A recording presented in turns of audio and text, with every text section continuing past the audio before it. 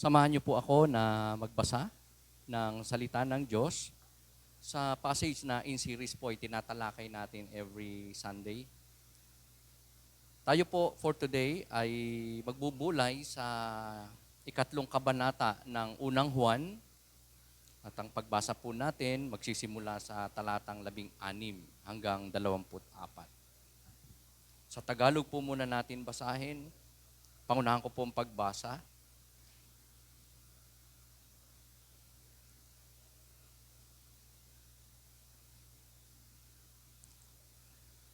Dito natin nalalaman ang pag-ibig. Inialay ni Kristo ang kanyang buhay para sa atin. Kaya't dapat din nating ialay ang ating buhay para sa mga kapatid. Kapag nakita ng isang may kaya sa buhay ang kanyang kapatid na nangangailangan at pinagkaitan niya ito ng tulong, masasabi bang siya'y umiibig sa Diyos? Mga anak, huwag kayong magmahal sa pamamagitan ng salita lamang, kundi patunayan natin ito sa pamamagitan ng gawa. Dito nga natin matitiyak na tayo'y nasa panig ng katotohanan at matatahimik ang ating budhi sa harapan ng Diyos sakali mang tayo usigin nito. Sapagkat ang Diyos ay higit sa ating budhi at alam niya ang lahat ng bagay. Mga minamahal, kung hindi tayo inuusig ng ating budhi, makakalapit tayo sa Diyos ng panatag ang ating kalooban. Tinatanggap natin ang anumang ating hilingin sa Kanya dahil sinusunod natin ang Kanyang mga utos at ginagawa ang nakakalugod sa Kanya. Ito ang Kanyang utos. Sumampalataya tayo sa Kanyang anak na si Jesucristo at magmahalan tayo gaya ng iniuutos ni Kristo sa atin. Ang sumusunod sa mga utos ng Diyos ay nananatili sa Diyos at nananatili naman sa Kanya ang Diyos. At nalalaman nating nananatili siya sa atin sa pamamagitan ng Espiritong ipinagkaloob niya sa atin. Ito po ang mga mapagpalang salita ng ating Panginoon. Last Sunday po, 2 Sundays ago, May 3, na i-share ko po sa inyo ang isang topic na pinamagatan ko po na relationship of believers. Iba't ibang klase na relasyon meron o pwedeng maging pakikipagrelasyon ng isang Kristiyano sa kanyang kapwa, higit sa lahat sa mga kapatid sa pananampalataya. That was on 1 John chapter 3 verse 11 to 15. On the question that I raised with you last March 3, ang dalawa na levels of relationship that a person or a Christian may live as far as love for the brethren is concerned. I've discussed with you, una, na level ng relationship na pwedeng pasukin, meron o magkaroon ang isang tao o Kristiyano ay walang iba kundi ang murder. Sa verse 11 and 12 kasi, nung ating passage March 3, nakita natin doon, sinabi po doon na si Cain ay nagkaroon ng selos at galit, puot, hatred sa kanyang kapatid na si Abel. Bagamat siya ay nagwo-worship sa Diyos, nagbibigay ng offering sa Diyos, pero sinabi ng Scripture na pagbulay-bulayan po natin na hindi siya sa liwanag, hindi siya sa Panginoon. Dahil siya ay nainggit, napuot, namuhi sa kanyang kapatid at kanyang pinatay, si Abel. Ito isang klase ng relasyon o pakikipagrelasyon na maaring maging daladala, maipamuhay ng isang tao sa kanyang kapwa, even so sa kanyang kadugo, kapamilya, kakilala, kasamahan. Ang pangalawa na level ng relationship that I've shared with you March 3 ay abomination. Na ang ibig sabihin ay hatred, puot o pagkagalit o pagkamuhi sa kapwa, lalong-lalo na sa kapwa mananampalataya. Ang isang Kristiyano na namumuhi, napupuot sa kanyang kapwa, lalo na sa isang kapatiran, ay maihahalin tulad din sa pagpatay. It's the same na ang magkaroon ng puot, pagkamuhi, galit sa kapwa, sa kapatiran, is the same as murder. In the Old Testament times, we all know, hanggat hindi mo nakukumit ang pagpatay, you're not a murderer. But in our passage, last March 3, sinabi, ang kahalintulad ng pagtumingin ka ng mahalay sa isang babae o lalaki, it's the same na nakapag-commit ka na rin ng adultery, ng immorality, ng fornication, ng pagkakasala, na parang actual mo na rin ginawa. Same is true with murder, na kapag napuot ka, nagalit ka, nagkaroon tayo ng pagkamuhi sa ating kapwa, sa isang kapatid, isang kakilala, isang tao, it's the same as murder. Verse 15 ng ating passage last March 3. So, the only difference between level 1 relationship and level 2 relationship, which is murder and abomination, is the outward act of taking life. But the inward intent is the same. Kaya in the New Testament, yung old command in the Old Testament time na sinabing love one another, lumang command naging bago in the New Testament time at binigyan ng Diyos ng grabing emphasis, grabing pagpapahalaga at pagtataas. Binigyan ni Lord ng grabing preeminence or prominence yung old command na yan to love one another dahil nga sa puntong ito na kung sino man ang magalit, mamuhi, mapuot sa kanyang kapwa, sa kanyang kapatid, is the same na nakakapag-commit na rin ng murder. Because the inward intent is the same. Those people na naghahangad na mapahamak ang kanyang kapwa, perhaps mawala na sa mundong ito, mamatay na, kunin na ni Lord. Hindi sa pamamagitan ng kanyang kapamaraanan, kundi sa isip lang, sa puso't damdamin lang, is the same as an actual commitment of murder.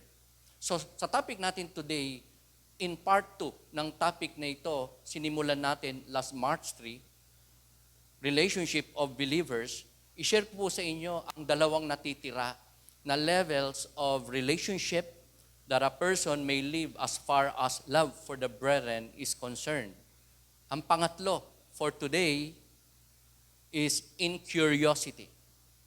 Ang ibig sabihin ng incuriosity, unconcerned, being unconcerned or ang pagkakaroon ng disinterested, walang malasakit. Ito ay complacency na masasabi or insensitivity sa kalagayan, most of all, pangangailangan ng iba.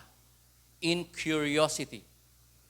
Ang ating nabulay na pangunahing nagmodelo nito, prototype ng Christian love na inutos ng Diyos in the Old Testament time, in-stress at in-emphasize niya in the New Testament time, binigyan niya ng prominence, is the Lord Jesus Christ.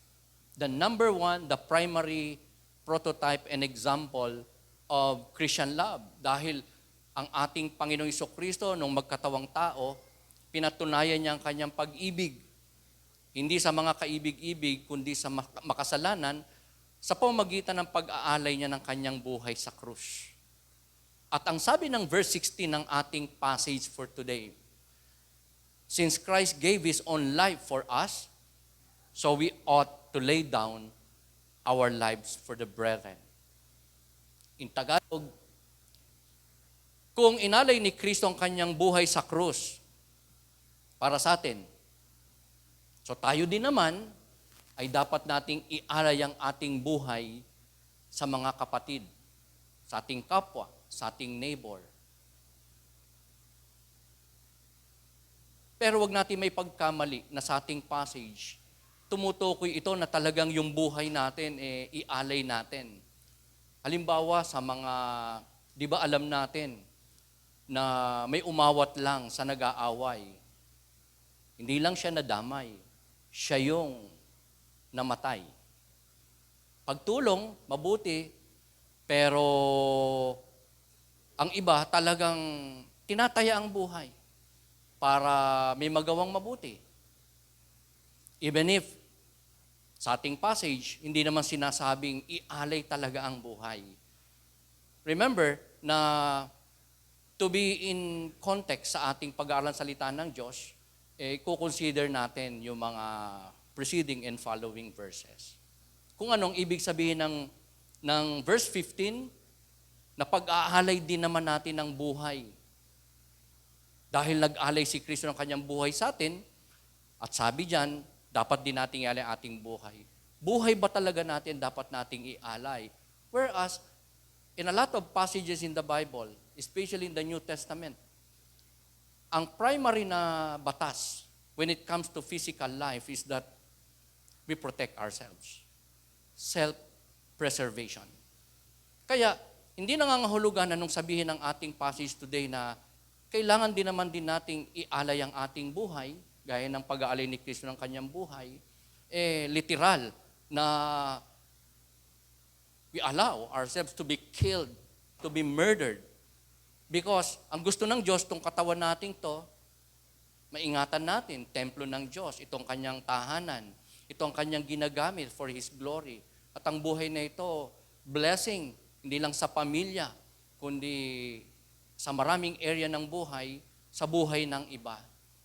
So, the life that we have, this body that we have, we need to protect.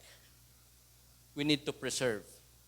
Kaya hindi literal na ialay natin ang ating buhay to the point of being killed and murdered. Pwede namang, kung may nag-aaway, tawag ka ng backup. Di ba? Ganyan ang mga pulis, lalo na sa Amerika. Pag re-responde sila sa anumang krimen, kaguluhan, nag-aaway, tumatawag muna yan ng backup. Because authorities and those people that are in line with that situation, ang mas may kakayanan at nararapat lang na mag-address ng situation. So we don't need to endanger our own lives because the rule of God for our lives and our body is to preserve it. Kasi pag nawala ito, ano mangyayari sa pamilya? Ano mangyayari sa ministry mo? Ano mangyayari sa paglilingkod mo? Ano mangyayari sa gusto mo pang magawa? Especially, kalooban ng ating Panginoon upang siya'y maluwalhati sa ating buhay. Kung iaalay natin ang ating buhay. Are you with me? So then, Pastor Vic, ano ba talaga ibig sabihin ng pag-aalay natin ng buhay dyan? Sa verse 17, nakalagay po doon. It's just but to sacrifice for the need of others. Sinabi sa verse 17, if I'm not mistaken, ang isang kapatiran na sinasabi dyan na may pangangailangan. Kapag nakita ng isang may kaya sa buhay ang kanyang kapatid na nangangailangan at pinagkaitan niya ito ng tulong, masasabi bang siya'y umiibig sa Diyos? So yun ang ibig sabihin, mga kapatid, ng pag-aalay ng buhay. Ibig sabihin, sa isang Kristiyano, lumalakad sa katotohanan, daan ng Panginoon, sa kaliwanagan, ang pag-aalay ng buhay na tinutukoy sa ating passage is to be a sacrificial one na klase ng buhay. Yung tayo ay willing na makatulong. We grab the opportunity. And even if gumawa ng pagkakataon para makagawa ng mabuti, makatulong, malaman natin kung ano pangangailangan ng kapwa at kung ano meron tayo, maibigay natin. Dahil Scriptures tells us na kapag tama naman na tayo po ay magplano para sa ikabubuti ng iba, manalangin para sa ikabubuti ng iba, pero mas maganda kung meron tayong nagawa meron tayong naibigay, meron tayong naitulong. Tama naman na isipin natin kabubuti ng iba, lagi natin sila isama sa prayer when it comes to their needs. Pero iba rin naman yung talagang may tangible na meron tayong maibigay, maitulong sa abot ng ating makakaya. Kaya nga kapag meron tayong nakita na kapatiran o kapwa natin o sino man, neighbor natin, whoever they are, ina-assess natin, di ba, ang ating sarili, marapat lang, tingnan natin kung ang ating sarili ba ay may kakayanang tumulong. At kung ang tutulungan ba natin ay may pangangailangan ba talaga. Kasi baka naman scam lang yan, hindi legit na needs, o kaya ay parang hindi naman niya kailangan ang literal na tulong na ito, whatever it is. And most of all, ang pagtulong na ating gagawin ay dapat bukal sa ating kalooban, motivated by love, upang ito ay maging God-glorifying at acceptable sa ating Panginoon. Rewarding mula sa ating Panginoon. So, ang pag-ibig sa kapwa, sa kapatid, sa ating mga katabi ngayon ay magre-require sa atin ng isang sacrificial life. Ito yung kasi hodang maabala ka, gumising ka ng gabi, mabawasan ng resources mo, o baka may panahong ultimong resources mo na, i-lead ka ni Lord to share it. But we know, mga kapatid, na sa pagtulong, hindi naman talaga palaging pera o material na bagay ang kailangan. Okay kung meron tayo nun, pero kung wala, maaring ang isang tao ay nangangailangan ng acceptance, ng pag-ibig, ng mapaghihingahan, ng magka-counsel sa kanya, mag-a-assist. Ang iba siguro, kung nangangailangan, nakita natin kung sa paaralan yan at may nagtatanong sa atin kung paano ba natin, anong sistema ginawa, ano ba yung solution, ano ba yung kapamaraan, ano ang sagot, ano ang mga kailangang skill para malaman niya ang kapamaraan sa assignment, sa exam. We share it. Hindi tayo pwede magmaramot dahil kung ano meron tayo, pwede nating i-share sa iba. Knowledge, ability, our skills ay mga kaloob ni Lord na pwede nating i-share other than material things, finances, bilang tulong at pagmimit sa pangangailangan ng ating kapwa. May mga taong depressed at nangangailangan sila ng panalangin. Mga taong talagang may mga pinagdadaan ng struggles, kahinaan, mga burdens of life na pwede nating katagpuin sa pamagitan ng pagtulong. Yung iba, nangangailangan lang ng, gaya sa ating simbahan, mga kapatid, kung meron tayong halimbawa, bisita na hindi maka-worship kasi may dalang bata, pwede nating, di ba, pangkuin yan para siya ay makapag-worship, makapag-pray. May isang kwento na sa kanyang bahay, umamin siya sa Bible study o sa testimony time na hindi siya nakakapag-devotion, hindi siya nakakapagbasa ng Bible, hindi siya nakakapag-pray kasi busy siya sa maraming gawain, lalong-lalo na sa pag-aalaga ng bata. Alam niyo yung ginawa ng mga kapatiran? Pinuntahan siya sa bahay sa panahon na siya ay supposedly nagde-devotion. Inalagaan ng kanyang baby. Sige, kaming bahala sa baby mo. Mag-devotion ka. That made the person na maging skillful next time around, na kailangan lang niyang bigyan talaga ng prioridad, ng kapamaraanan para magawa niya ang kalooban ng Diyos. So tayo po, mga kapatid, ay marami po na pwede pong may extend base sa kaloob ng Diyos sa atin na resources, kakayanan, talento, abilities na inaasahan ng Diyos, mai-share natin out of our Christian love. Tinanggap natin sa Diyos na pag-ibig at atin ding dapat na maibahagi sa iba. Even if may sakripisyo, may presyo, may kalugihan tayo, o somehow baka hindi naman ma-appreciate, o kaya ito ay baka ma-misinterpret pa nga.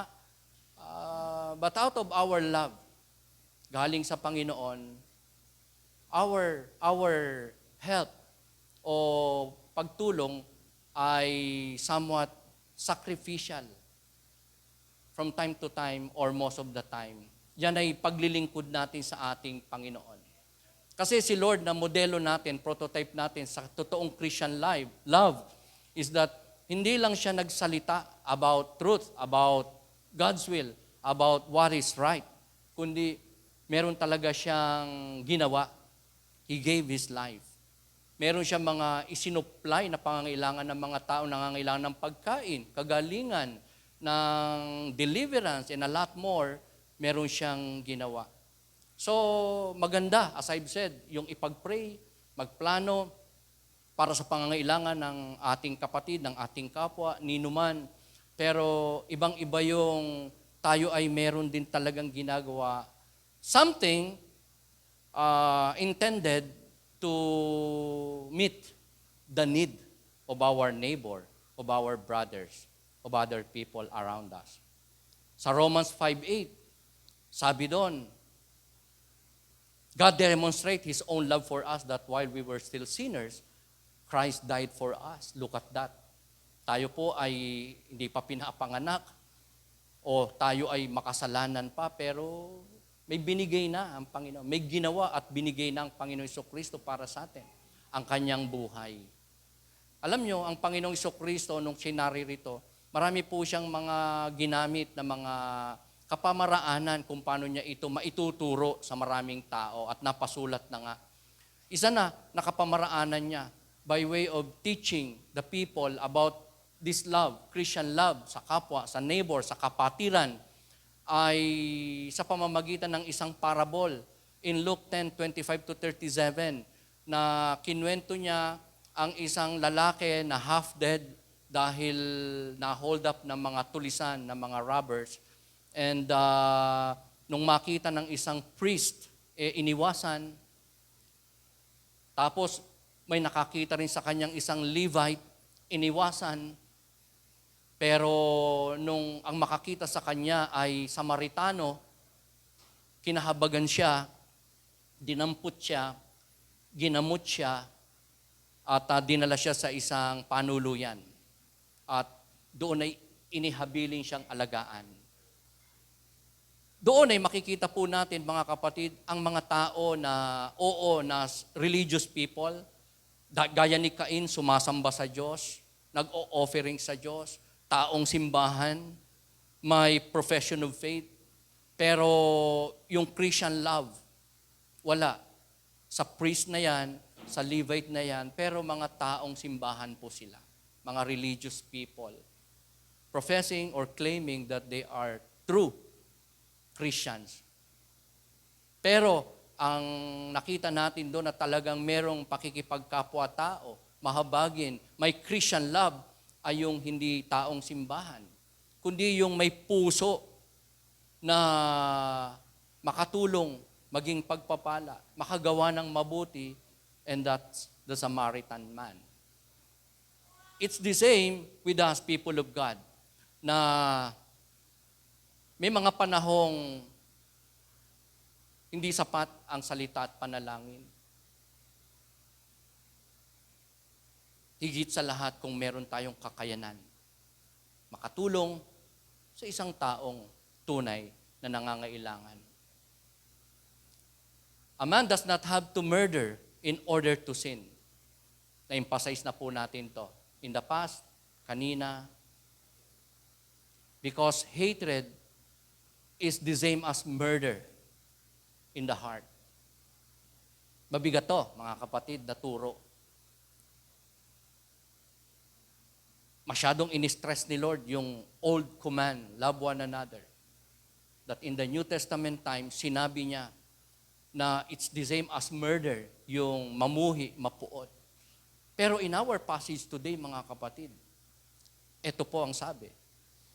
But a man need not hate his brother to be guilty of sin. All he has to do is ignore him and never bother himself to help him for his needs. So it's the same pala na pag nineneglect natin, hinahayaan natin, hindi natin tinutulungan ang ating kapwa, ang ating kapatid. It's the same na tayo po'y nagkasala. Anong pagkakasala? Hatred, abomination. Pero hindi mo lang yun pinansin. Ha? Hindi mo lang inalam kung ano need niya. Hindi mo na rin in-extend sa kanya kung ano ang meron ka na makakatulong sa kanya. Nalaman mo man o hindi ang kanyang problema, pero wala tayong concern, hindi tayo interesado. Wala tayong curiosity o sensitivity. We are complacent about their need. We sinned against God.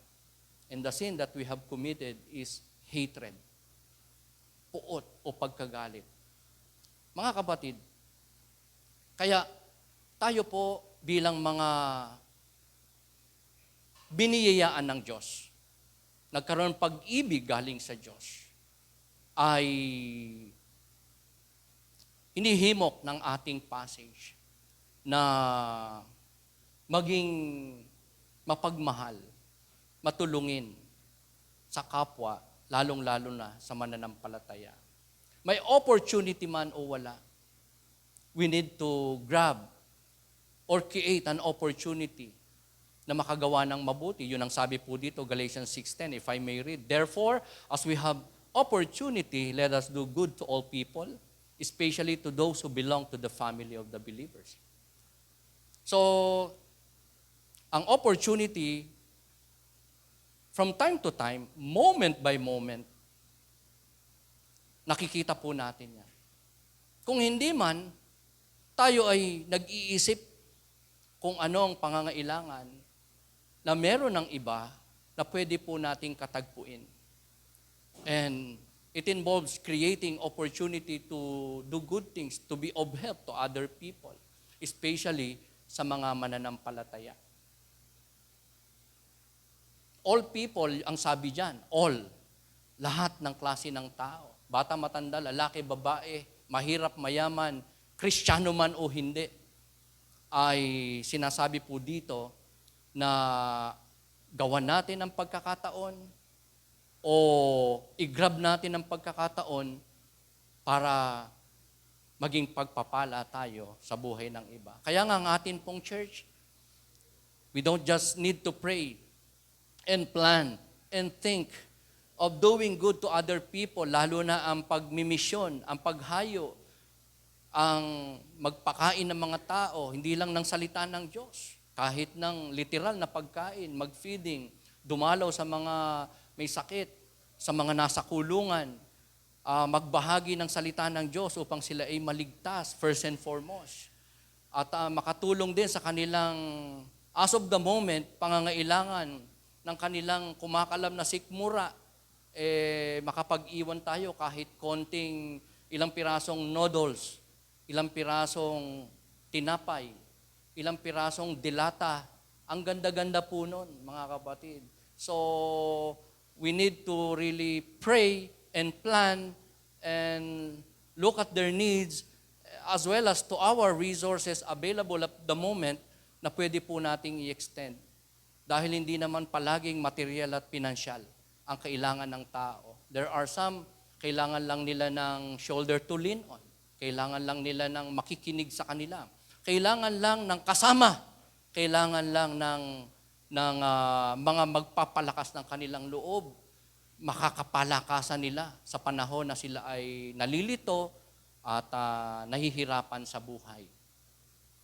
Ang pang-apat po, the last but not the least, na level of relationship ng isang tao, lalo na ng isang mananampalataya na pwede niyang maipamuhay, pasukin, o maging daladala na klase ng relationship, ay walang iba kundi pag-ibig.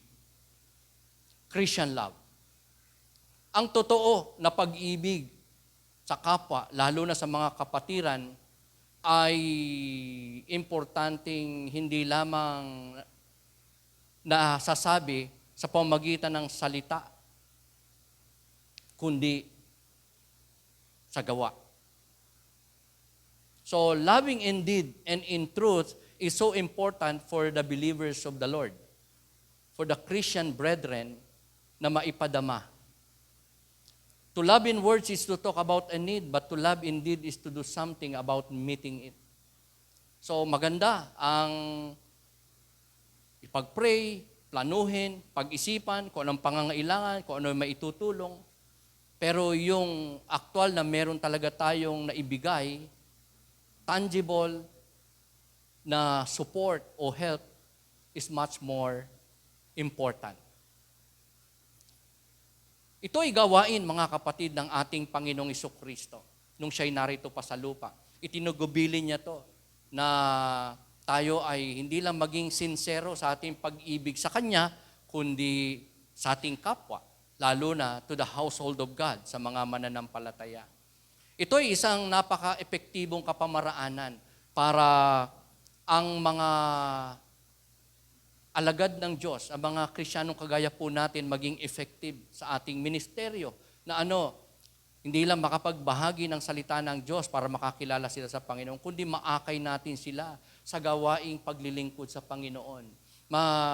Maging bukas ang kanilang mga puso't isipan sa ating mga ibabahagi sa kanila ng mga katotohanan about God, about faith, at kung paano sila lalakad sa kanilang newfound faith, lalong-lalo na sa paglilingkod sa Panginoon. It is but a sincere love.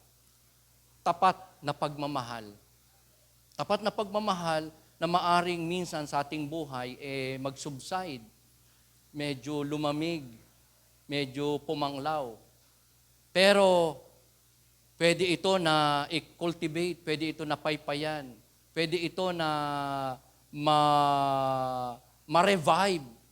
Just like today na dinidiscuss ng Biblia ng Panginoon sa atin ang katotohanan ito, loving one another.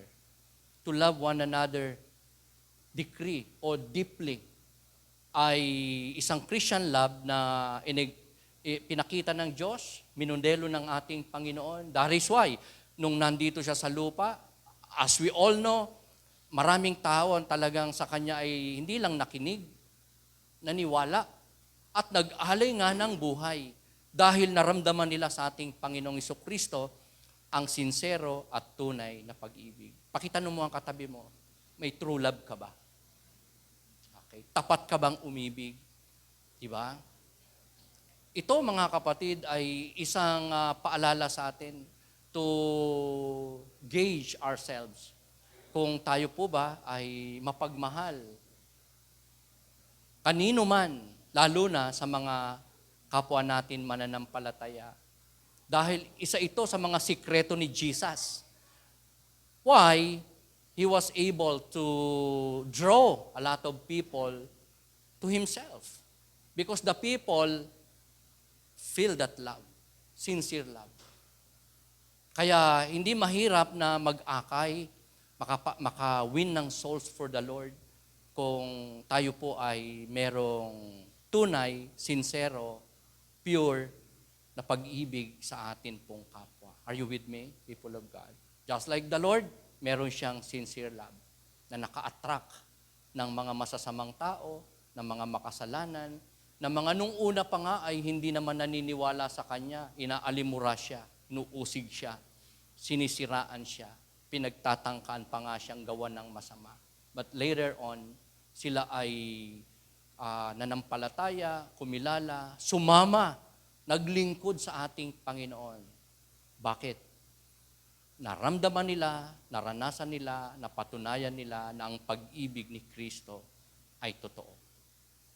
Pagka tayo nag-practice ng Christian love, pag ang mga Kristiyano nag-practice ng Christian love, we believe meron talagang blessing yan according to the Word of God. Ang una ay security. Ang pagpapala ng Diyos, reward ng Diyos sa mga mananampalataya magpa-practice ng Christian love. ay seguridad o kaya ay assurance. Makikita natin yan sa verse 19 to 20. Ang isang Kristiyano na magpa-practice ng Christian love ay makakarana sa kanyang buhay ng paglago spiritually, paglalim, pagtatag sa pananampalataya, pagkakaroon ng confidence na lalong nagiging matibay, matatag sa paglipas ng araw. Confidence before God. Kaya nga, in contrary sa katotohanan ito, ng isang Kristiyano na magpa-practice ng Christian love, meron siyang magiging grabing confidence before God in coming to God, in His fellowship sa Panginoon. Ang kabaliktaran nito, kapag hindi nag-practice ng Christian love ang mananampalataya, this is affected. Yung confidence before God ay affected. Kaya nga, di ba, pagka tayo, halimbawa, nagkasala ng isang gawain, parang hirap tayo mag-pray. Parang burdened tayo. Parang tayo ay hindi lang guilty, kundi hindi makaharap sa ating Panginoon. Sa hiya, sa takot, sa pangamba, at sa feeling of uncertainty, kung mapapatawad ba tayo o hindi. Pero, when a Christian practice Christian love, he or she grows in confidence and most of all, in the understanding of the truth of God.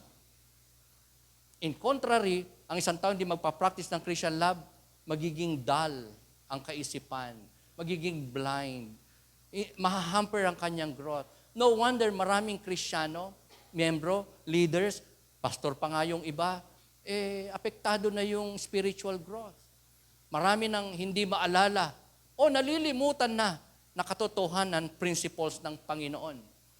Simple na lang na mga pangyayari, bagay, sitwasyon, kaganapan o desisyon, mali na ang approach talaga. Hindi na malinaw ang pagtaya at pagtingin sa nangyayari, sa buhay, sa kalagayan, sa katotohanan. Why? Isa ito sa mga dahilan. Hindi na kasi nagpa-practice o nakapagpa-practice ng Christian love. Good morning, Vanessa.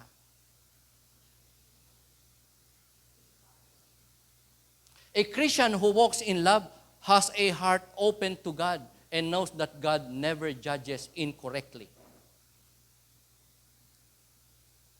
Ang confidence before God, mga kapatid, ay possible kapag nagpa-practice tayo ng Christian love. If not,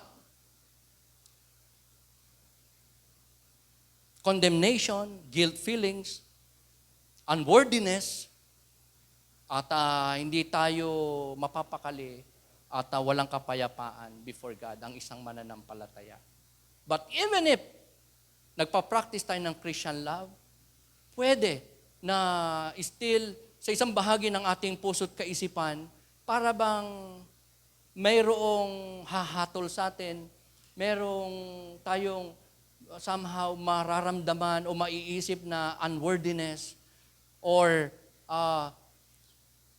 something o someone na parang nag-a-accuse sa atin na hindi tayo tunay na Kristiyano o tayo nagkamali o tayo masama, tayo hindi pa rin kalugod-lugod kay Lord, tayo ay bound to hell and a lot more na iba't ibang kaisipan. We have a God na siyang tunay na nakakakilala sa atin. Are you with me? Ang Diyos na nakababatid ng lahat ng bagay, ng ating situation, kung sino tayo, ano ang ating kalagayan, ano ang ating pangangailangan, ano ang ating ginawa, ano ang ating, at the moment, talagang realidad na kinakaharap o kalalagayan. So may mga panahon na maaring kahit nagpa-practice tayo ng Christian love, para bang we feel still unworthy, lalo na kapag ka nagkasala tayo, tapos nagawa naman nating magkumpisal sa Diyos, humingi ng tawad at tinalikuran na yung kasalanan na yon, hindi na natin ginagawa, nagbalik loob tayo sa Panginoon, but still, para tayong tayo ay nakukonsensya pa rin, tayo ay guilty pa rin, tayo ay parang wala pa rin kapayapaan, isipin natin mga kapatid na matapos nating ikumpisal, pagsisihan ng ating mga kasalanan, i-claim natin at panghawakan na tayo ay hindi lang pinatawad na ng Panginoon, binago na ng ating Panginoon, kundi nalalaman niya kung ano ang talagang ating kalagayan. Naiintindihan niya tayo at hindi niya tayo hahatulan. Sapagkat ang dyablo ay ganyan ng gawain, ang maghasik ng kasinungalingan, bumulong sa ating mga tenga, magsubi sa ating mga kaisipan ng mga kasinungalingan, pandaraya, at ilihis tayo sa katotohanan at kalooban ng ating Panginoon. Paniwalain tayo na ang Diyos ay galit sa atin, na ang Diyos ay hindi tayo mahal, hindi tayo mahalaga sa Diyos. At tayo po, mga kapatid, ay walang pag-asa at hindi katanggap-tanggap sa harapan ng ating Panginoon. We must remember that our God judges correctly. Amen?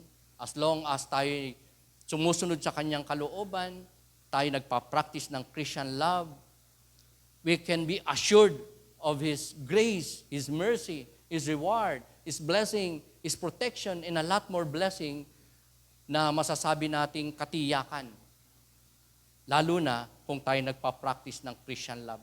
Si Martha, si Mary, mga kapatid, kilalang-kilala natin ang mga ito nung dalawin minsan ng ating Panginoon Jesucristo. Di po ba? Ang ginawa ni Martha, naging aligaga sa paghahanda, pag-iistima kay Lord at sa kanyang mga alagad. Pero si Mary, umupo sa paanan ni Lord, nakinig at binigyan ng panahon ng ating Panginoon Jesucristo. Sabi ni Martha, di ba, kay Lord, mas okay sana yung handa ko sa inyo, pag-iistima. Kung yung kapatid ko na yan, Lord, inutusan yung tulungan ako. Pinabayaan ako Pero alam ni Lord, ang tunay na kalagayan ni Martha, lalong-lalo naman si Mary. Sabi ni Lord kay Martha, Martha, masyado kang upset for so many things. Okay naman yan, ginagawa mo na paglilingkod. Pero si Mary, pinili niya ang mas dakila. Ang mas mabuti, ang mas mahalaga, ang hindi nawawala at nabubulok. Walang iba kundi ang Panginoon. So kilala ni Lord, mga kapatid, si Martha, si Mary. Alam ni Lord ang tunay nilang kalagayan at hindi humatol ang ating Panginoon sa kanila. At kung humatol man siya at nagturo sa kanila, nagpahayag ng principles of God, katotohanan, it was done perfectly, correctly. Hindi, sapagkat ang Diyos natin hindi nagkakamali. Si Apostol Pedro, mga kapatid, ay, di ba, 3 beses tinatwa ang Panginoon. Pero di ba, nagkaroon ng remorse and repentance si Apostle Peter. Alam ng Diyos yun. Though si Pedro, after repenting and confessing, di ba, iyak siya ng iyak, hagulgol, talagang wala siyang maiharap na mukha kay Lord at sa tao dahil sa kanyang ginawang pag-betray sa Panginoon. 3 times. Still, parang hindi niya mapaniwalaan na mapapatawad siya, lungkot na lungkot siya, at hindi siya makaharap kay Lord. Bagamat siya ay nagsisi na, nagkumpisal na sa Panginoon. What the Lord Jesus Christ did was gave an assurance kay Pedro na siya ay pinatawad na ng Panginoon. In fact, ni-restore na nga siya ng Panginoon. At ilang beses pa na sinabihan ng Panginoong Hesukristo si Peter na siya ay okay na, pinatawad na, restored na, at hindi na hinahatulan ng Panginoon na patawad na. Dahil alam ng Lord ang kalagayan niya. Alam ng Diyos ang realidad sa buhay ni Pedro. At nung igawad ng Panginoon ang kapatawaran, ang restitution, ang restoration kay Peter, it was done correctly and perfectly. Because God knows everything. And our God, who is our judge, never judges incorrectly. Can we say amen to that? Ang pangalawa na blessing kapag ka nag-practice ng Christian love is granted request. Mga panalangin kay Lord na kinakatagpo niya, panalangin sinasagot ng ating Panginoon. Verse 21 to 22.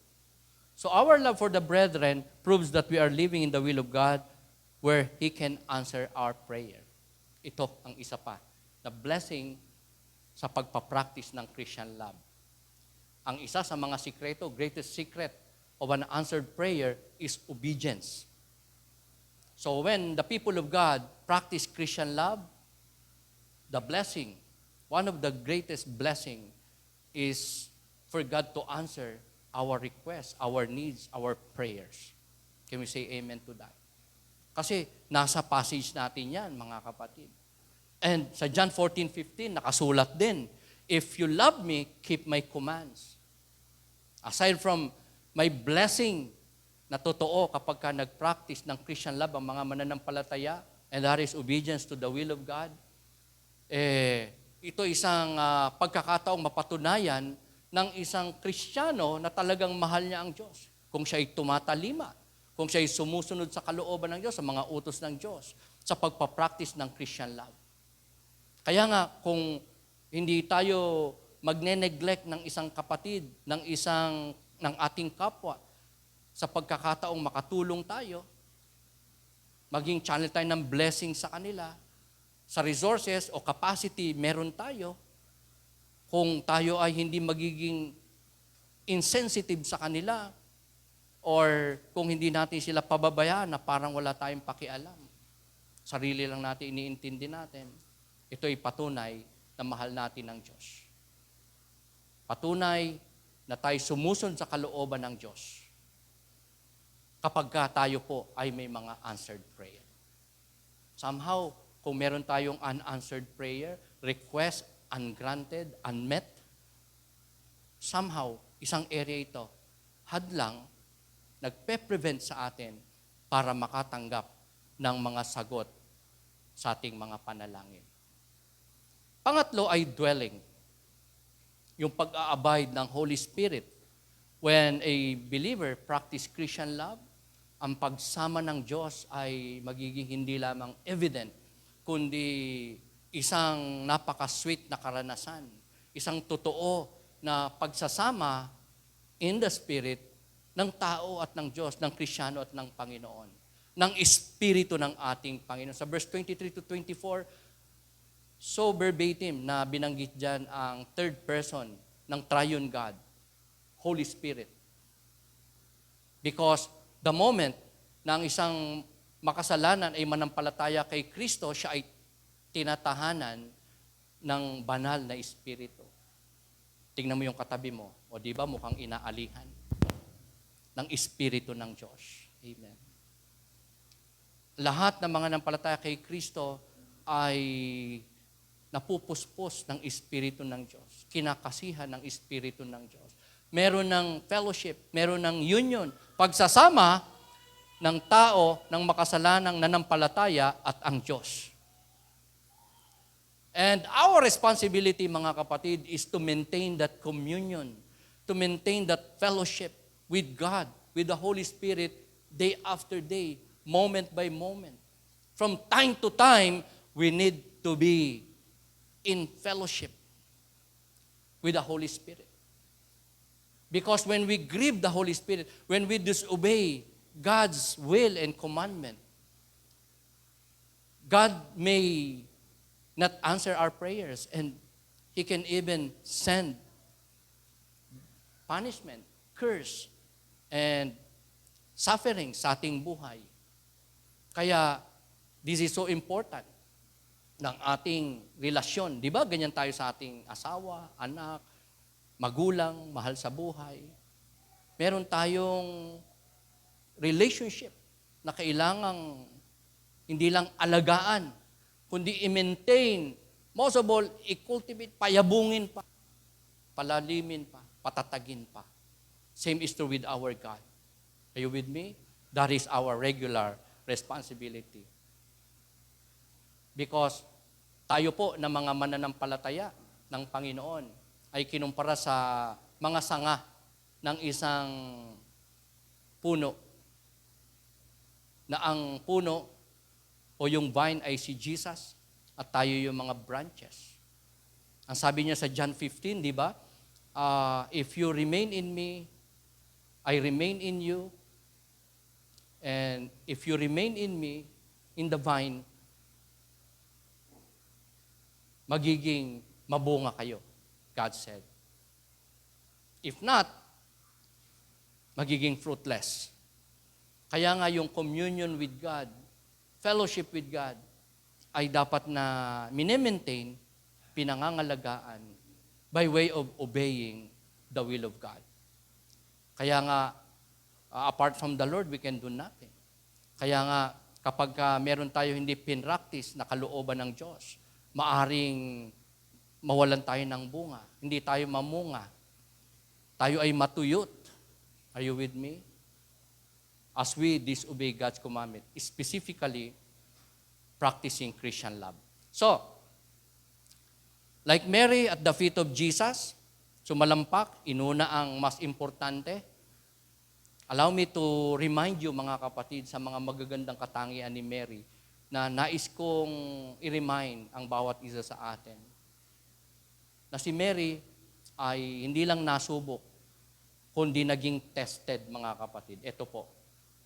Bakit? Kasi nagbigay siya ng time sa Panginoon. Lahat na nagbibigay ng time kay Lord, daily, regularly, magsabi ng Amen. Okay. Nakikinig ng preaching. Nakikinig sa mga pangangaral ng salita ng Diyos, just like Mary.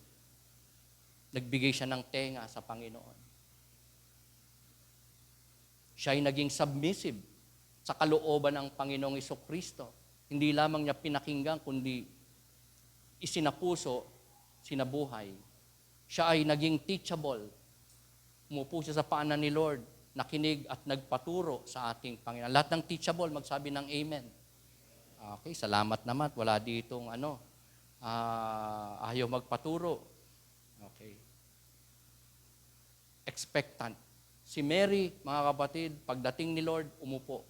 Meaning, may ine-expect siyang mas mabubuting bagay sa ating Panginoon. May mapapala siya. May matututunan siya. Meron siyang magiging mga pagpapala na matatanggap kay Lord. Wala pa man. Expectant na siya. Na nung dumating ang Panginoon, talagang alam niya, may blessing dito. Ang dumating ay blessing indeed. And she's expectant of that.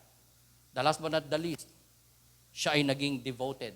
Hindi lamang at that moment na umupo siya sa paanan ni Lord, kundi since then, from then on, siya ay naging devoted, dedicated, and committed. All the more sa ating Panginoong Hesukristo. Tanungin mo yung katabi mo, tested ka na ba?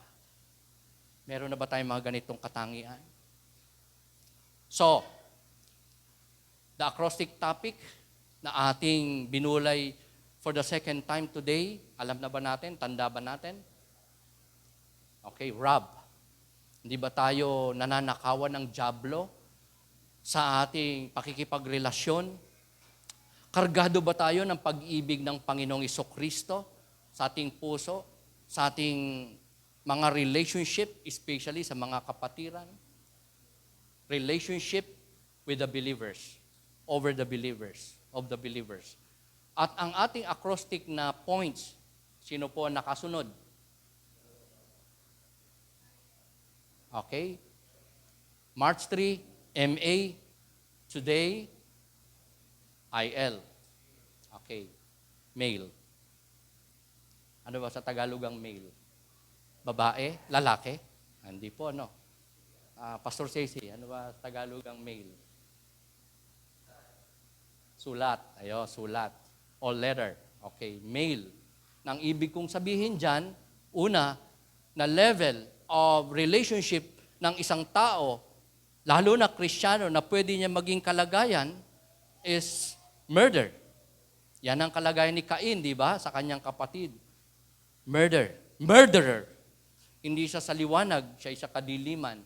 Hindi siya sa Panginoon, kundi siya ay sa dyablo. Number 2, abomination. na ang ibig sabihin ay puot, hatred, galit, sama ng loob, pagkamuhi is the same as murder. Sabihin mo, pareho lang na murder ang puot. Yun po ang sabi ng ating passage, mga kapatid. Kaya maganda itong paalala sa atin ng Panginoon today, based on His Word, na ang abomination, ang puot, ang galit, ang mag-neglect o ang mamuhi sa kapwa, lalo na mananampalataya, is the same as murder. Okay? Tanungin mo yung katabi mo, gusto mo bang maging mamamatay tao? Huwag tayong mapuot. Are you with me? Iwasan natin ang magalit. Huwag natin hayaan lubugan ng araw. It's but normal, makaramdam tayo ng galit. Pero we must master that kind of feeling na agad-agad nating ma-commit kay Lord. Isuko kay Lord. Ihingi ng tulong kay Lord. Lord, alisin niyo po ito. O tayo na mismo nagsasabit, nagtuturo sa ating sarili by the Word of God na setting mind. Kasalanan ng magalit, kasalanan ng mamuhi, kasalanan ng mapuot, because it's the same as murder. Number 3, incuriosity. Yung pagiging unconcerned, disinterested, insensitive, complacent, nagne-neglect tayo ng kapwa natin kahit meron tayong kakayanang tumulong. And we forget them. And we don't bother ourselves to be of help sa ating kapatid. The last but not the least, love. Christian love. Okay. May sulat ka na ba? May mail ka na ba? Yung 1 and 2, mga kapatid, na level of relationship, it's so obvious. It's demonic. It's satanic. Yung pangatlo, medyo, alanganin na Kristiyano. And possible na yung pangatlo ay isang relasyon ng isang tunay namang Kristiyano, pero disobedient na Kristiyano. Kasi hindi siya tumutulong, walang pake, complacent, insensitive, incurious siya sa pangangailangan ng iba o sa pagtulong sa kapwa. Manapa kung meron namang kayang itulong. But the fourth one is the one na makalangit at bukal ng pagpapala ng ating Panginoon. Because in my proposition, based on that number 4 level of relationship, I advise each one of us, including myself, mga kapatid, that we need to choose to live on the only happy, holy, and highest level of relationship, and that is love. Christian love. Bakit?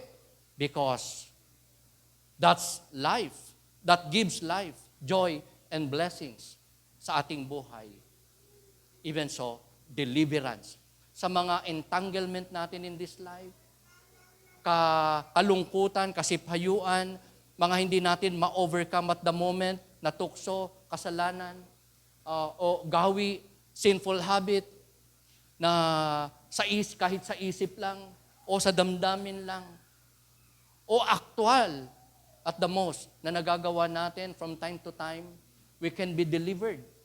We can have a life that is not just pleasing, but useful for the Master's use. To be fruitful in serving our God. To be blessed every day. At yan ay nasa atin pong decision, pagpili na gagawin sa ating buhay sa bawat araw. And that is for you and me to choose the only happy, holy, and highest level of relationship, and that is Christian love. Kristyanong pag-ibig. Pag-ibig na galing sa Diyos. Pag-ibig na kailangan din nating ipadama, ibahagi sa iba for the glory of God. Can we say amen? Let's rise up. Let's come to God in prayer and in thanksgiving. Aming dakilang Diyos, maraming salamat po sa pagkakataong ito na muli niyo po kami na pinakain ng inyong salita, ni-remind ng inyong salita, ni-rebuke ng inyong salita. Forgive us, Lord, sa amin pong stubbornness, sa inyong mga commands, mga panahong hindi kami nakapag-exercise ng faith, lalo lang ng Christian love. naging selfish kami, naging self-centered kami. Forgive us, Lord, na may mga tao kami na hindi po natulungan. Hindi namin inalam kung ano ang kanilang pong pangangailangan. At nakita na namin ang kanilang pangangailangan, pero hindi namin nagawang ibahagi ang kung ano ang meron kami. Materially, financially, relationally, spiritually, physically, ministerially. Lord, cleanse us, purify us. Now that you reminded us, Panginoon, na ang greatest secret of being blessed, victorious, fruitful, based on your word that you have shared with us today, in practicing Christian love. Oh God, thank you for your love. Next sa amin, bagamat hindi kami karapat,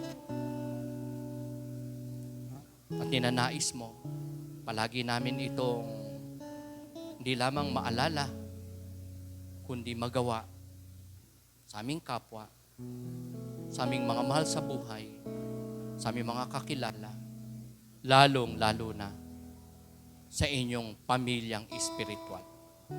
Maraming pong salamat, Panginoon, sa kalakasang binibigay niyo sa amin sa pagkakataong ito na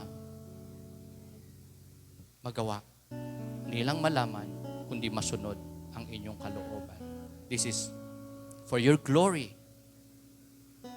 Patunay na minamahal ka namin, kaya susunod kami sa inyong kalooban. Magpa-practice kami ng Christian love, hindi dahil natatakot kami sa pagsumpa mo, sa judgment mo, o sa batas mo, kundi dahil mahal ka namin, aming dakilang Diyos. Proving to you that we love you is we commit that we will obey your commandments. Thank you, Lord. Be with us. Provide for us.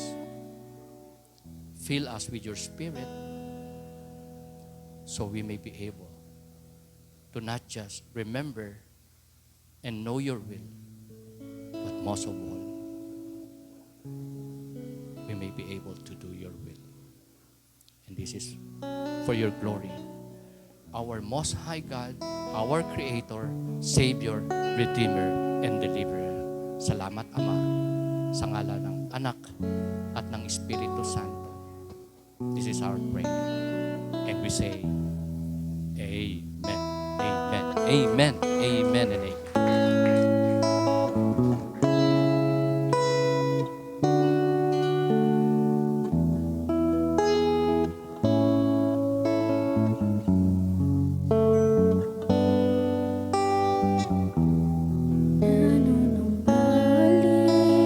Sa iyong paglinga,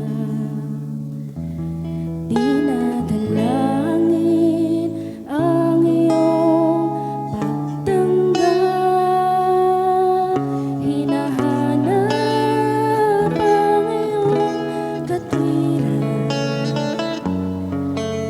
niyayakap ang iyong kalooban. Nanunumbalik sa iyong paglinga, dinadalangin ang iyong pagtanggap. Hinahanap ang iyong katwiran, niyayakap ang iyong kalooban. Maghari ka, Panginoong Hesus, maghari ka. Sa buhay ko, sa puso Panginoong